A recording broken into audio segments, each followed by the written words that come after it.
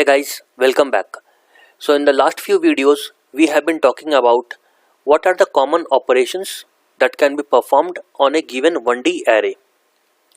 We also talked about what are the time complexities and space complexities of different operations. And finally, we saw the Java code of all these operations. I hope the idea was clear. Now with this video, we are going to start the next subtopic, that is two-dimensional array. So before diving deep into the operations that can be performed on a two-dimensional array, let's recap a bit what exactly is a two-dimensional array.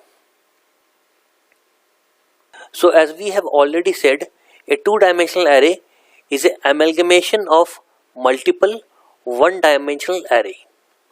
Now what that means is, in one-dimensional array, we saw that it is having only one row with multiple columns.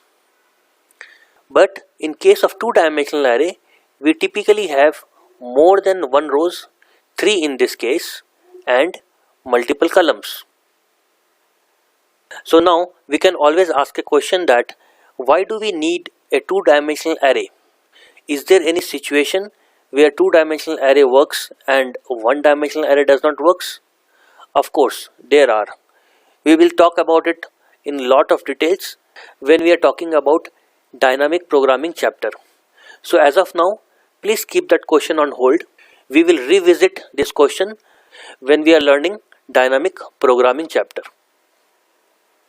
Now, one more important thing to note here is, in one-dimensional array, we have one bracket, whereby two-dimensional array is always represented with two brackets.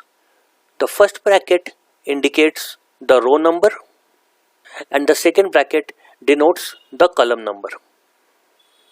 But in case of 1D array, since we always have only one row, so this represents the column number. So let's say if you want to access this cell over here, it will be represented by row number 0, 1. So we'll say ARR 1, which is the row number, and column number is 0, 1, 2. So we put 2 over here. So now that we have seen two-dimensional array at a very high level, let's see what are the operations that we can perform on it. So similar to a 1D array, in case of 2D array, there are 3 steps involved in creation of a array. So the step 1 was declare, that is, we declare a reference to an array. Let's say our array name is ARR. So we declare a reference variable named ARR. The next step is instantiation of an array. So in this step, compiler creates an array and assigns the address of the first cell to the reference variable. So let's say this is the array that gets created having 4 cells in it. Now remember that though it is a 2D array, at a memory level it will be saved as 1D array. Now why is that? Please go back to the old video, we have an answer there. Now let's say the address of this cell number 0 is 111. So the reference variable over here will store the address of that cell, that is 111. With that, we get a link between this reference variable and this actual array. Now the next step is we initialize it by a default value. So by default, if it is an integer array, compiler starts a value with 0. So right now it comprises of 0 value in all these cells. But let's say we want all of these cells to be initiated by a default value of -1. In that case, we run a loop and we initialize the values to -1. So creating a new 2D array is as simple as that. So now let's see what is the algorithm to do all these 3 operations.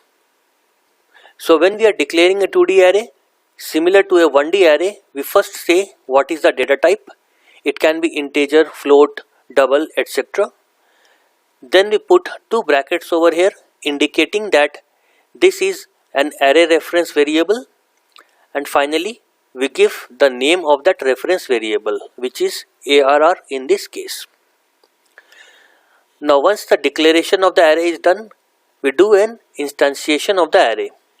So for that we have to call new, which basically tells the compiler to allocate some space.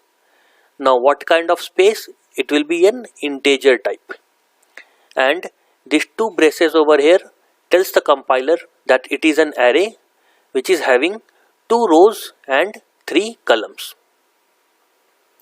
Now once that array is created, the reference of the first cell gets assigned to ARR. Now once the instantiation is done, next step was initialization.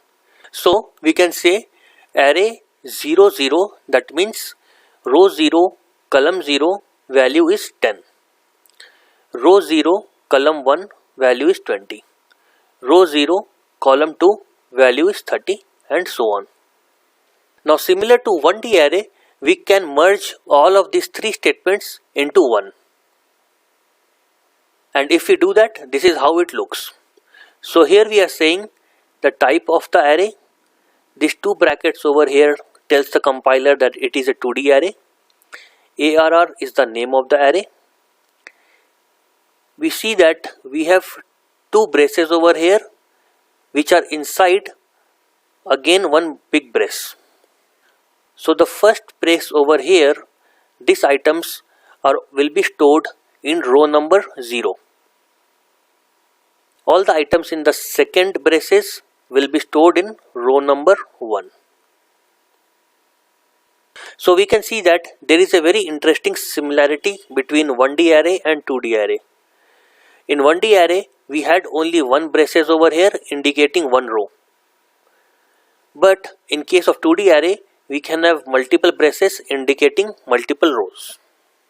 And of course, the two braces over here tells the compiler that it is a 2D array. Fine.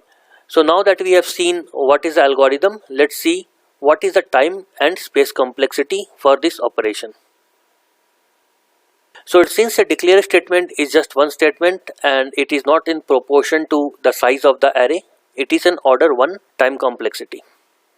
Instantiation is once again an order 1 complexity because that is not in proportion to the size of the array.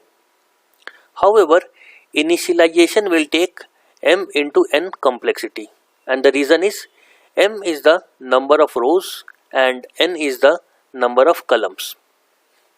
So if we want to initialize all the cells, in that case we have to traverse to all the cell, that is m number of rows and n number of columns. So the time complexity becomes m into n. Now interestingly, the last statement where we are combining declare, instantiation and initialization, it will take order 1 complexity because it is a one single statement where neither we have to go to all the cells or the statement is not in proportion to the size of the array. Hence, it is a order 1 time complexity. So that is all for this video. In the next video, we are going to talk about how can we insert a value in an array. Also, we'll see how to traverse a 2D array and search for a value in a given 2D array. Thanks for your time. See you in the next video.